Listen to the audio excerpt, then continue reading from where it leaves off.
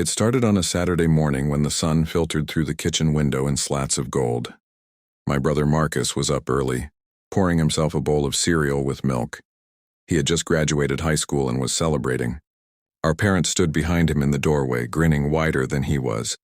They held car keys in one hand and a small envelope in the other. They called him over, and he grinned even more, nearly spilling his cereal. He looked at the envelope first, opened it, and read the gas card inside. Then my mother said, "Check the driveway," and he stepped outside. Waiting under the oak tree was a silver sedan, shiny and new. He dropped the envelope and gasped. My father patted him on the back, saying, "Congratulations, son. You earned this." He climbed into the driver's seat, beaming, and cranked the engine. The car roared to life, and he rolled down the windows, letting the cool air rush in. Watched from the doorway, holding a plain white envelope in my hand. It contained a rent bill. No congratulations, no cheerful tone, just a monthly invoice for my apartment. I was a year older, living away at college, paying my own way. My parents had decided to help Marcus launch into adulthood with a car, while I was left to figure out rent on my own. I felt a knot tighten in my chest. Our mother called, "Don't forget to say thank you," and Marcus waved enthusiastically. He backed out of the driveway, headed toward the main road, waving again as he passed me. The engine's hum faded, replaced by the chirping of birds. Inside, the house felt strangely empty.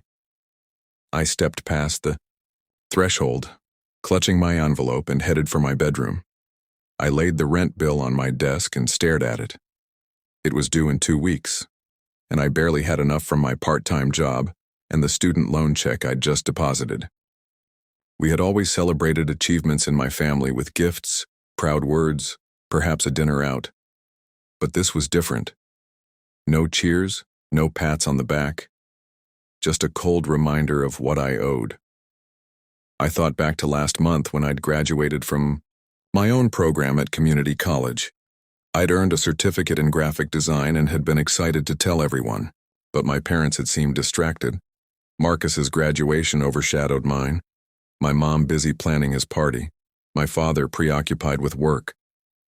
I'd chipped in to help pay for Marcus's cap and gown, buying the cheapest option I could find. They'd accepted it, but I'd felt invisible. That night I stayed up late, unable to sleep. The overhead light in my room glowed as I sat at my desk, typing a letter. I hadn't packed anything. I wrote about how I felt. I poured guilt, sadness, and anger into every line. I told them how it hurt to watch Marcus get a car when I was barely scraping by. I reminded them of the jigsaw puzzles I spent weekends solving with my father, the birthday cakes I baked for my mother. I listed achievements they'd barely noticed. My art show at the local gallery, my high-grade point average. My pen moved fast. I told them I loved them but that this hurt too much. I said I couldn't stay in a house where my presence seemed unwanted. I told them I would move out, pack my things, and find my own way, and that I wouldn't come back until I could stand on my own without feeling resentment. I apologized for leaving without a word, but I said I needed this for my sanity. When I finished writing, I folded the letter, slipped it into the plain white envelope, and sealed it. I set it on the kitchen table. Below it, I placed the rent bill. Then I packed a small duffel bag with clothes, my laptop, and a few photographs of better times. Family vacations at the lake, our messy holiday dinners, me and Marcus competing at arcade games, him winning while I cheered. I sat on my bed, tears pricking my eyes, but I felt a flicker of relief too. At dawn, I loaded my duffel into my car and shut the door softly.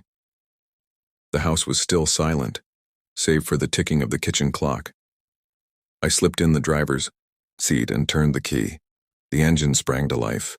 I took one last look in the rearview mirror at the window where I'd often watched my parents say goodbye to Marcus. Now it was my turn to leave. I drove through sleepy streets, past the high school where Marcus had graduated just yesterday, and past the apartment complex where my roommate would be asleep. I didn't stop. I felt a rush of adrenaline and fear. I wasn't sure where I would stay, but I knew I needed distance. I headed east out of town, the rising sun at my back, illuminating rolling fields and distant hills. As I traveled, my mind replayed childhood memories. I remembered when Marcus first learned to ride a bike. I stood on the sidewalk ready to catch him if he fell. He wobbled, caught his balance, and looked back at me, triumphant. I felt a surge of pride. And later, when he was in kindergarten, I helped him with his homework, guiding the pencil in his small hand. I felt responsible for him. Moments like that made me hesitate as I drove. Did I love him too much to leave? But the pain of feeling second best, half-loved, outweighed my guilt. I passed the old movie theater where we'd watched cartoons as kids. I slid the car past, tears blurring my vision. I thought about the nights I'd stayed up accompanying him to his basketball games, cheering louder than any parent. I'd never received cheers like that. I pulled into a rest area at the edge of a small town. I parked under a tree and stepped out. The air smelled of dew and fresh grass. I sat on the bench and pulled the letter from my back pocket, unfolding it. I reread my words, harsh but honest. I traced the creases with my finger, tears falling onto the paper. It felt final. After a while, I crumpled the letter and tossed it into a nearby trash can. I couldn't bring myself to keep it. I dialed my best friend Sarah, whose number I knew cold, and told her where I was. She promised to come pick me up. We'd been through everything together, first heartbreaks, late-night study sessions, laughter that echoed through empty parking lots. I felt comforted by her voice. Sarah arrived in her beat-up hatchback, her hair tied into a messy ponytail. She climbed out with a backpack slung over one shoulder and hugged me tight. Her familiar scent of lavender and coffee eased the tightness in my chest. "You okay?" she asked, voice gentle. I shook my head, tears streaming. She led me to the car and we drove away without talking much. I spent the next few months on my friend's couch, sleeping in a small guest room, working odd jobs to pay rent. I took shifts at a coffee shop downtown, designed flyers for community events, and sold a few illustrations online. Each check felt like a small victory. I opened mail cautiously, half expecting to see another bill or a terse demand for apologies. But nothing arrived. On Christmas Eve, 2 months after I left, my mother called. She asked if she could visit. My heart pounded, but I agreed. When I opened the door to her, she had tears in her eyes. My father and Marcus stood behind her, looking uncertain. They each held something. My mother a box of homemade cookies, my father a framed photograph of Marcus's graduation, Marcus with a small bouquet of wildflowers he'd picked himself. We sat at my small dining table. My mother handed me a cookie and whispered, "I'm sorry." I nodded, unsure. My father cleared his throat. "We missed your graduation ceremony. We were so focused on Marcus, it was wrong of us." His voice cracked. I looked at Marcus, who shifted his feet, avoiding my gaze. My mother reached across and touched my hand. "We want to make it right. We know a car wouldn't fix it, but we want you home. Please." Marcus spoke last, his voice low. "I didn't realize how much I hurt you by getting the car. I was proud, but I was selfish. I'm sorry." He handed me the bouquet. It was a small gesture, but I saw the sincerity in his eyes. My father handed me the photo of Marcus with the new car, taken that morning. Underneath, he'd written in black marker, "For you, when you're ready." My chest tightened as I looked around the room. Their regret felt raw and real. I swallowed hard, tears forming. I knew they didn't need to say much more. They understood they had taken me for granted. I exhaled and hugged them all at once, finally letting myself believe that maybe things could change. The next morning, we sat around the breakfast table. Marcus poured coffee for me, kind eyes meeting mine. He spoke of his job at a local garage, how he wanted to help me find work. My mother served pancakes, smiling as though she'd learned a new dance. My father talked about how proud he was of both his children, that he failed to show it before. The words felt like balm. A week later, I moved back in. The house felt different, but not because the furniture had changed. It was the way they looked at me now, with equal pride and respect. Marcus drove me to see an apartment near my new job as a junior designer. He helped me move my boxes, making jokes to lighten the mood. When we finished, he handed me a set of keys. "These are yours," he said, indicating the keys to his old sedan, the one he'd grown out of and traded for a truck. "You earned it." I stared at him. Mom and Dad had chipped in to help him with the truck. He'd volunteered to give me his car. It was old, dusty, but it ran. My eyes welled up. "I can't accept this," I whispered. He shook his head. "I'm not asking you to.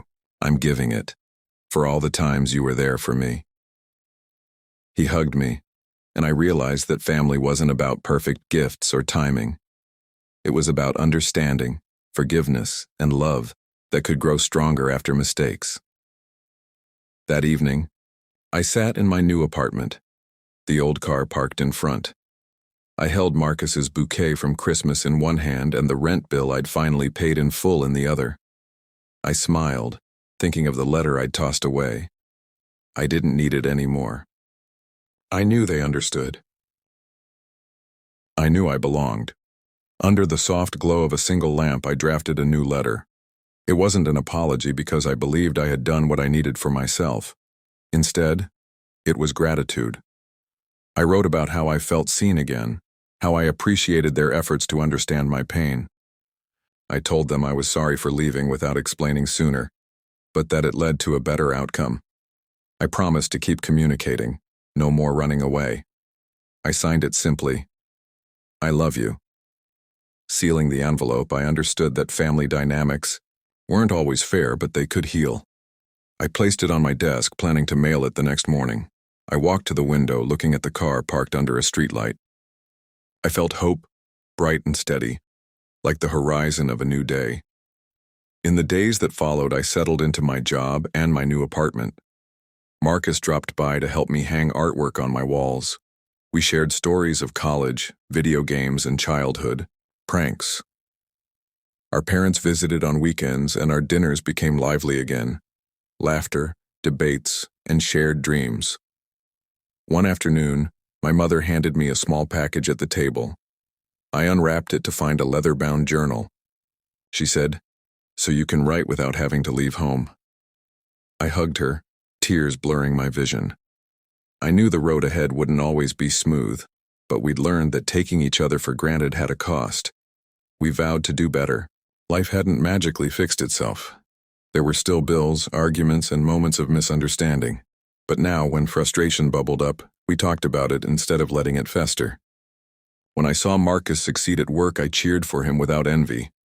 When I faced challenges, I felt safe turning to my parents instead of walking away. Summer came, and I parked that old sedan under the same oak tree where Marcus had found his new car months earlier.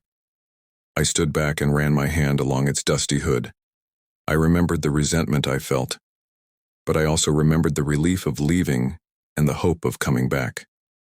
As I closed the car door, I realized that sometimes you need distance to appreciate what you have. A few days later, I found myself on the stage of the community center, holding a paintbrush instead of a microphone. It was the opening night of a gallery showing for young local artists. I spotted my family in the front row, cheering louder than anyone. My mother wiped away tears. My father's chest swelled with pride. Marcus gave me a thumbs up. In that moment, I felt seen and valued. After the show, we celebrated with pizza at our favorite diner. The conversation flowed easily, punctuated by laughter.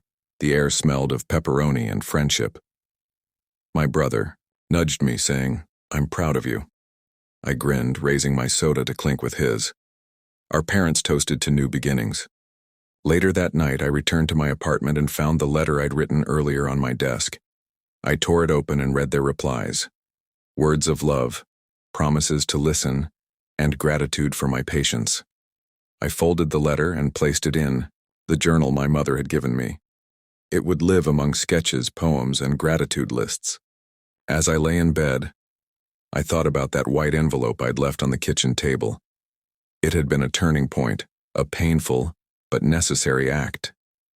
If I hadn't left, I might never have found my voice. I drifted to sleep feeling whole, knowing that family wasn't perfect but was worth fighting for. In the months that followed, our family found balance. We celebrated each other's milestones, birthdays, graduations, promotions, without comparison. We learned that love isn't measured in cars or bills, but in attention, respect, and being present. One crisp autumn evening, I received a text from Marcus. Guess what? He attached a photo of a wrapped envelope. I opened it to find a set of keys, identical to those he'd given me months earlier. In his note, he wrote, "It's your turn to give this to someone who needs it." I smiled at the gesture and replied, "I will." I walked to my desk, opened the journal, and sketched a car under an oak tree. Next to it, I wrote, "Sometimes leaving is the only way to come back." I closed the journal, turned off the lamp, and looked out the window at the street below. The old sedan was gone, replaced by a new parked car for someone else to discover. I felt peace knowing that giving and receiving had come full circle.